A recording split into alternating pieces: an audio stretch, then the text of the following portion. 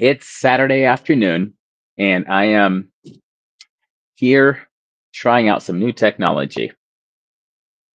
So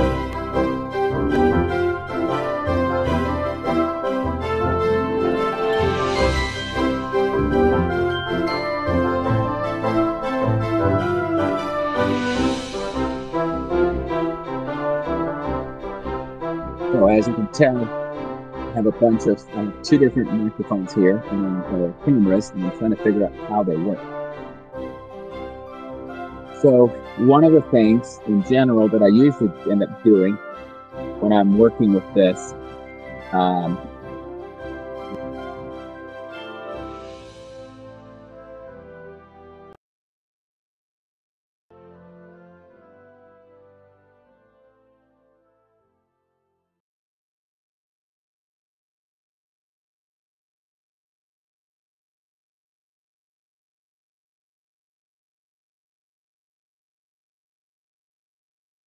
there we go. I am trying some new technology, and I have several different microphones and things. But the main thing that I was trying to do is you can see this little view right down there in the corner. How can I show you? Right there, that little view, that is actually this device right here. It's on, so it has this camera so that I can actually see, potentially I can take this and head outside and go show you something from somewhere else. So that's what I'm trying to do today. Yeah. Yeah, so I'm trying to test out my new technology. So what I'm talking about today is actually, let's see if I can do this correctly. I'm trying to talk. Today's Saturday, and so as a result, I am always doing a lot of different things that I don't generally do during the week. And so as we were, as I was thinking toward the end of the week, what happens at my house anyway, I have all these little odds and ends, stuff that I haven't gotten to do. And so usually at our house, my Saturdays are in prep or like finishing up the week in preparation for Sunday, the first day of the week. And then usually on Sundays, I'm at church. Sunday afternoons, we're doing something with family, and Monday mornings is a time of rest for me, where I take some time to rest and I'm not doing too many other things. And so for myself, that is the. Let me see if I can. What happens if I switch back? I'm going to switch this microphone on, switch that one off, and then I can take this camera away. There. Anyway, I'm learning how this works. Where was I? Yes, Monday mornings. So people use Saturdays a lot of different ways. I personally have been using my Saturdays as a way to finish the week because it's the last day of the week, and then I prepare for Sunday morning. And at Sunday morning at church, there I am usually the teaching pastor for our gathering. We do a lot of things. We have a live stream there, the setup, the time we eat together. And then like last Sunday, we ended up going and meeting with another group afterwards. And then that evening we're out for supper. But a lot of times Sunday afternoons, we end up in the mountains somewhere and we're fishing or picnicking or doing something. I was reminded when I was a child, like Saturdays were the day that we would clean the house from top to bottom. And we would do all this work just to make sure that the house was pristine and clear and awesome. And so today at our house, we've started doing some cleaning in the afternoon just to make sure everything's there. But like this morning, I was outside. I have a Suburban I need to sell. I have my Suburban that's been in the mountain a lot this week. It was very dirty. And Stacy's minivan has just gotten on the road after a long time of not being on the road. And so I ended up washing 3 cars this morning. Sometimes I pay the boys to do it, but this morning I did it. And so I was thinking in terms of what have Saturdays been at different times. And so that not only did I want to chat about that, but I wanted to also then look at this, how I can make this this technology work that I just showed you. Hey, Don, I'm glad you can join me today too. I was down in Colorado Springs on Thursday. We have a Faith in Film breakfast that that we go down there to focus on the family once in a while. And this month, that's where we were. All right, so now I'm going to try to switch over. I'm going to switch microphones over to this. You should be able to hear me now. And then I'm going to full screen this guy. And then I'm going to grab here and want to walk out this direction. Oh, yeah. So you hardly ever get to see where I actually am sitting. So that's my desk. That's the spot where what I'm looking at when I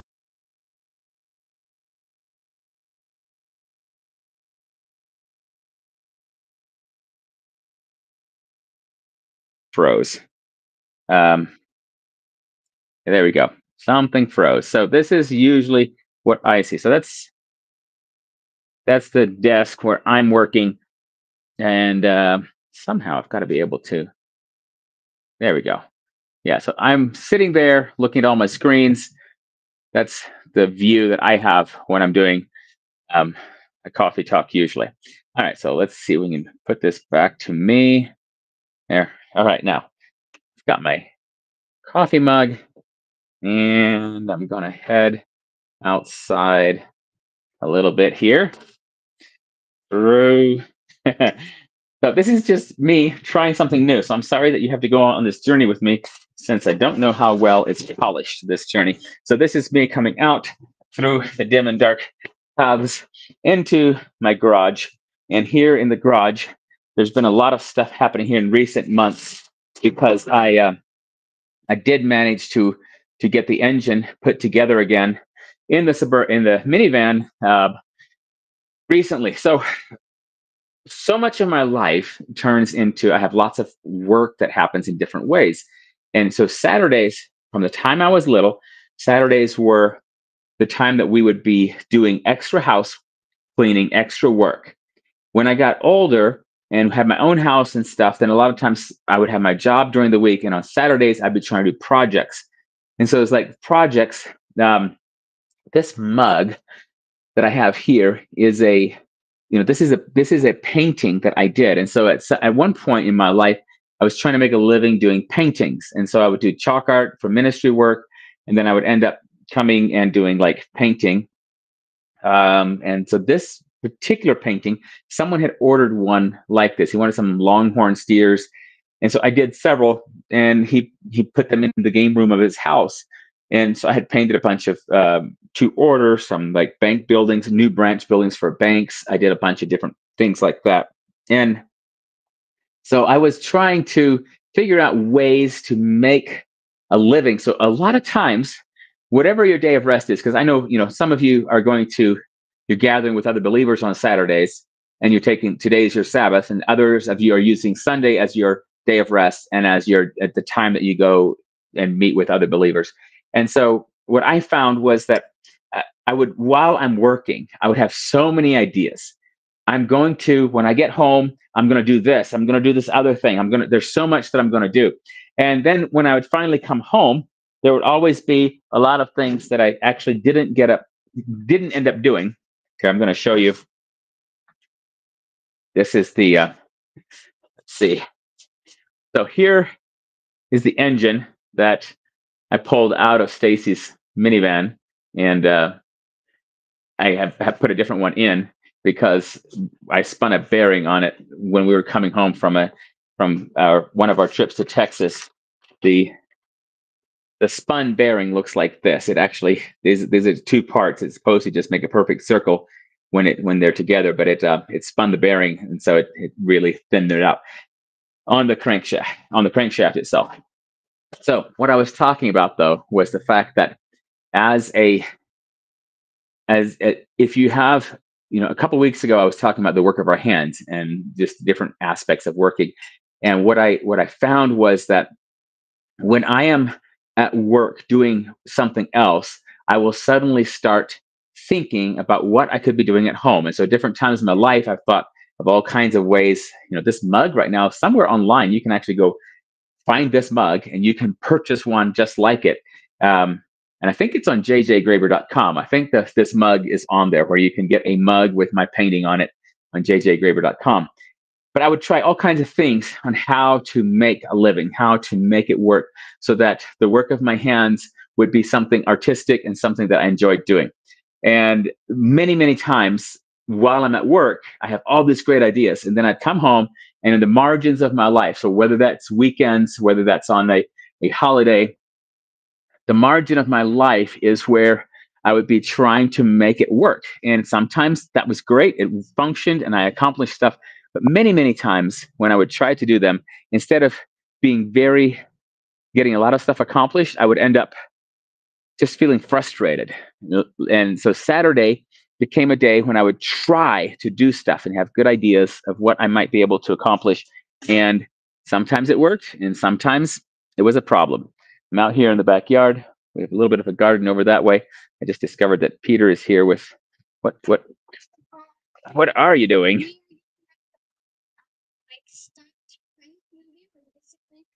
I'm just gonna use me. So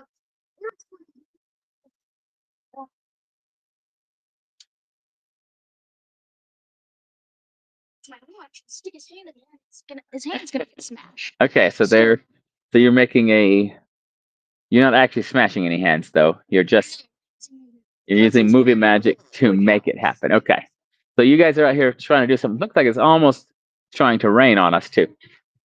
All right. Well, since I am trying new things, I'm going to now go back into my normal station and see if I can finish my conversation in there about me and my mugs. I feel like me learning this new technology is making me very scatterbrained. And so even the stuff I'm trying to say is probably harder to follow than sometimes. And I'm already accused of not finishing sentences all the way. So here I am doing it probably even worse than usual. So now I'm back in my office, and back here in the office, I'm going to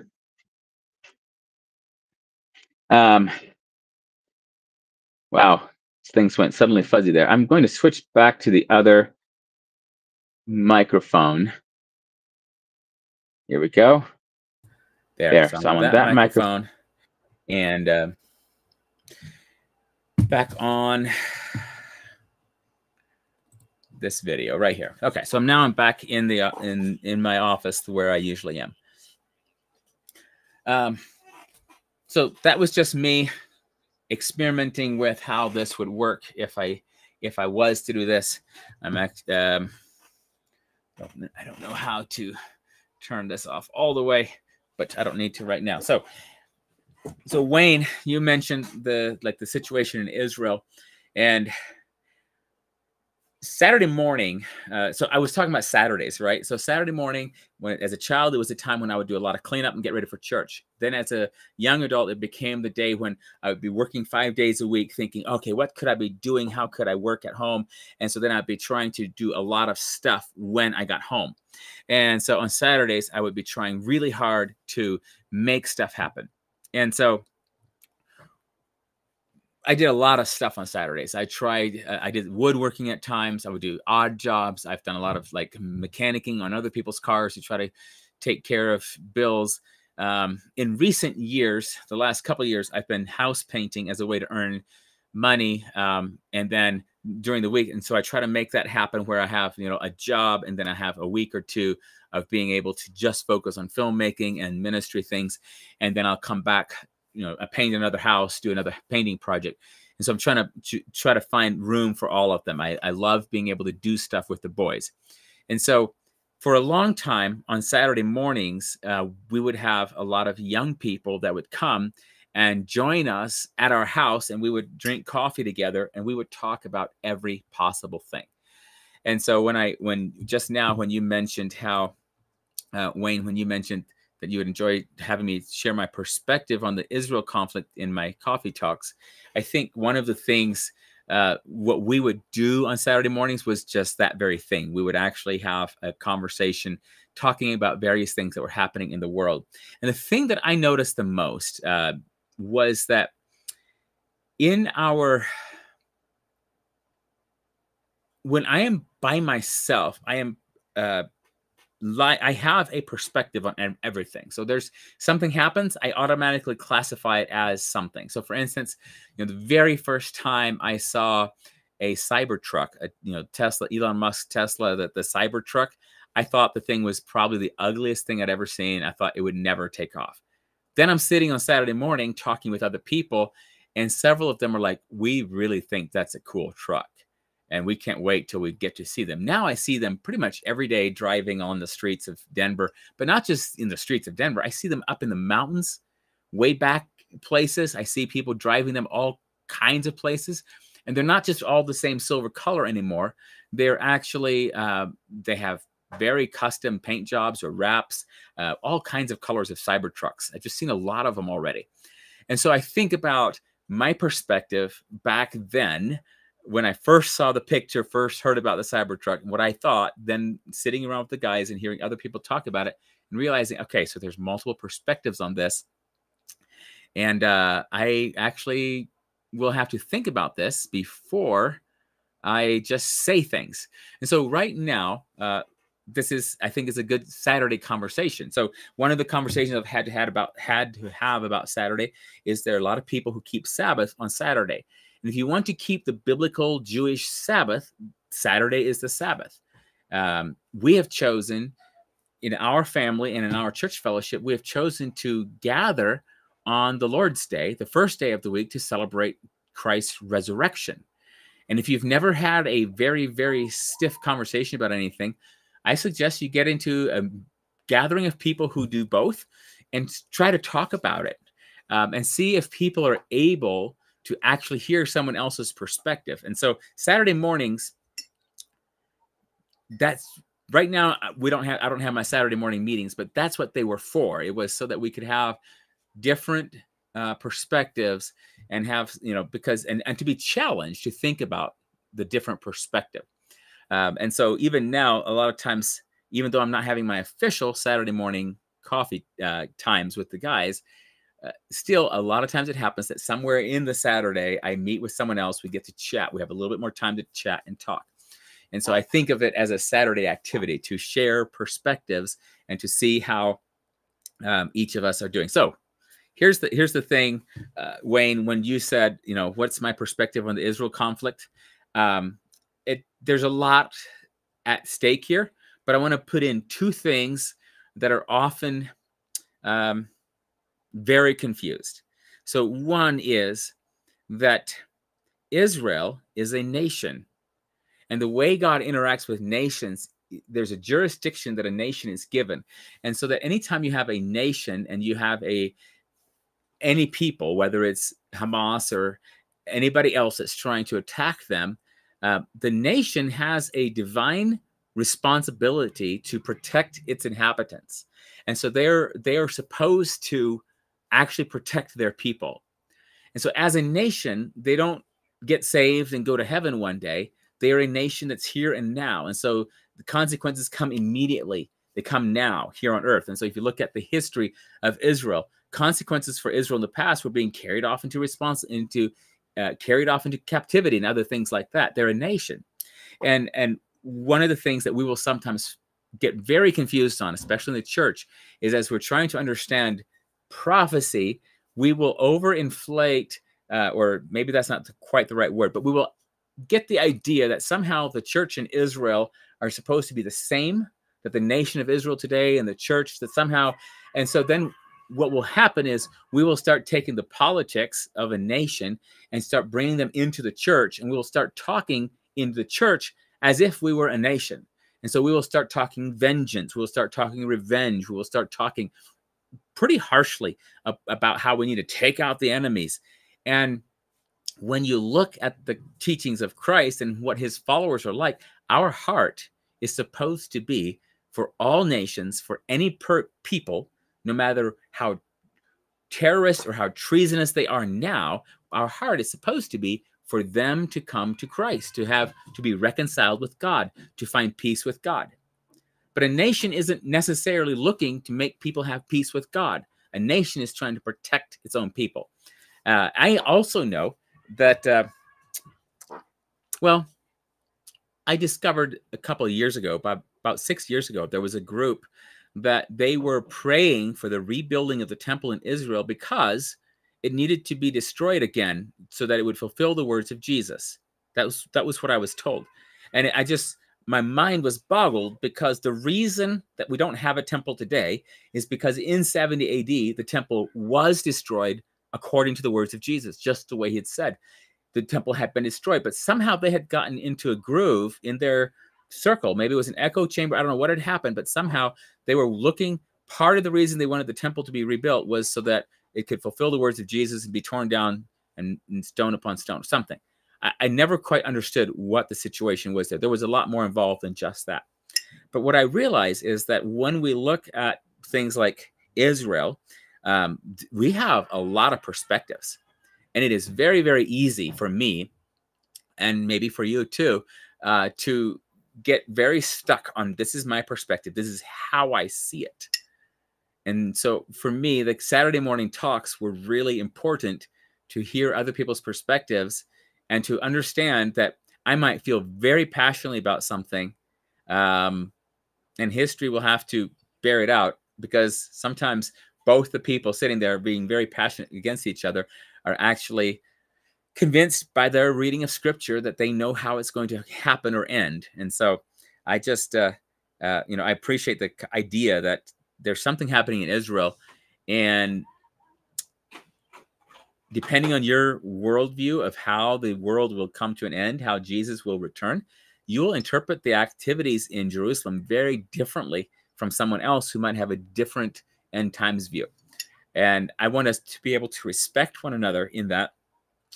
And I do love talking about those things, but mostly I like talking about them around the kitchen table with my friends, so that if I say something really stupid, it doesn't just keep echoing around the internet forever and forever that Joseph once said this very stupid thing. But there's really neat things happening. I remember when I first discovered that Israel had an antiquities department, like official government Bureau of Antiquities, that all they did was they were in charge of all the ancient things, the artifacts of King David and the artifacts, all the biblical artifacts that proved the test, in a archaeological way, proved what was going on in the Bible. And I remember discovering that. I also remember a discussion not that long ago. How right now there is a dome, an Islamic dome on top of the Temple Mount, and the concept is that somehow both Israel and the two, that is incompatible.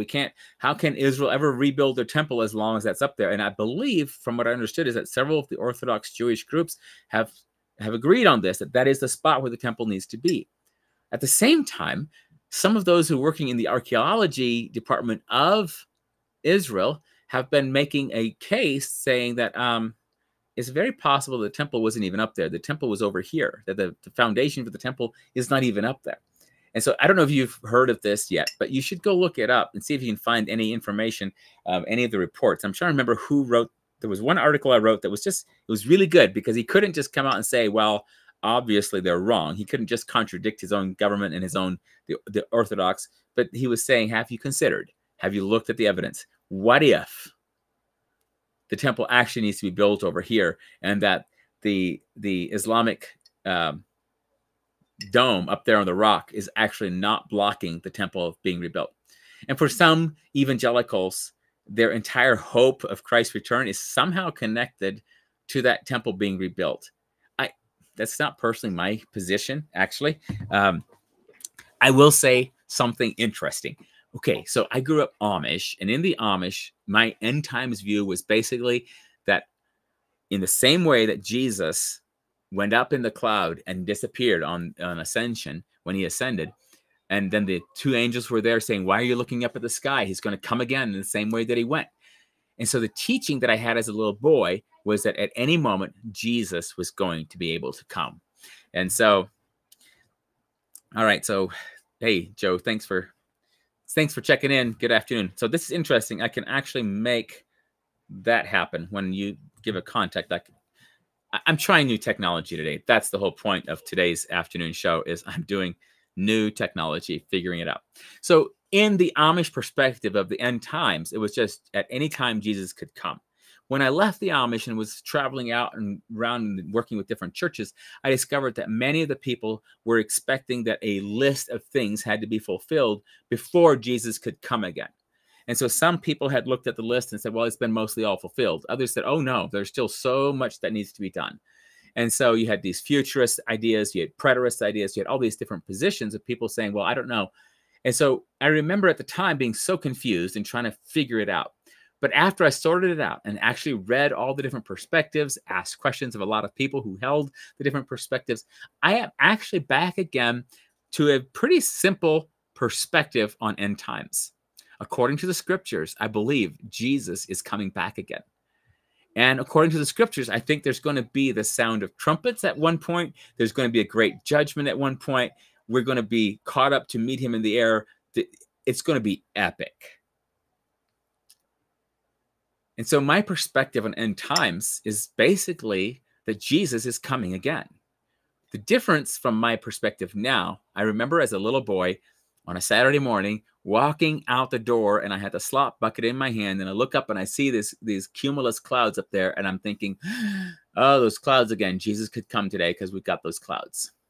Because I had somehow attached to those that there might be Jesus would probably had left on a cloud like that. And so I was expecting at any moment Jesus could come back, and it always filled my heart with dread. The difference now when I think about Jesus coming back is that it fills my heart with joy, anticipation. Jesus could be coming back at any time. And so, yes, I know there are people who are still looking at political events and trying to decide what needs to happen before and after and all this other stuff. My faith perspective is actually pretty simple. I think Jesus could come back today. So I know that doesn't answer all the questions about what I think and what's happening in Israel with their need to defend their own citizens and so forth. There's a lot of history there, though, that you can go read. Pretty fascinating. So it's Saturday. I am drinking out of a cup that I, at one point, like I said earlier, had been hoping I could sell some just to as a way of making income. What I have discovered is that God has always provided. And I've lived in America, been very blessed all my life, that if I want to, I can go do physical labor, earn enough money to pay my bills, take care of myself, my family, my house.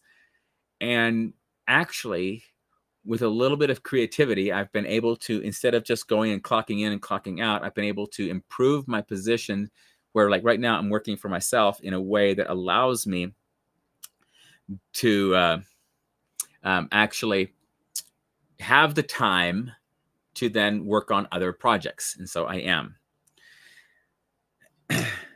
Oh, here, Wayne, I'm going to actually try my new technology here. So here, this is from Wayne Helmuth up in Indiana. So he put this quote up. Beautiful. You are aware I was drafted during the Vietnam War. So I developed a worldview that I had to have coffee with many God-loving people that helped me along my journey. It is so true. When we learn to listen to other people, there's so much to learn. Now, it doesn't replace me reading the Bible. It doesn't replace the Word of God, but it sure helps give me perspective on how the Word of God applies. Well, I see I'm already at 29 minutes. Today was supposed to be a quick, short thing because I was just going to show you how to use that, but my wanderings in the garage to talk about Saturday activities took longer than I expected. So I really appreciate you guys joining me, but I encourage you, well, if you're ever in this area, in Denver area, reach out to me. I would love to meet for coffee. Seasons come, sometimes seasons are more busy than others, but I do love meeting with people in person to discuss different perspectives. And same, I would love to come back up to Michigan again and meet with you, Wayne, and talk about some more life and faith things. That's my coffee talk for today. Really appreciate you guys. But remember, if you don't understand something, don't assume that someone else has it perfectly. Ask questions, hear their perspective, and you might do like me, where you revert to a childhood understanding with something better. Like my childhood understanding was full of fear. My adult understanding, Jesus could be coming back anytime, is full of hope and joy. So may God redeem all of our perspectives that way. I really appreciate you guys. I will talk with you guys next.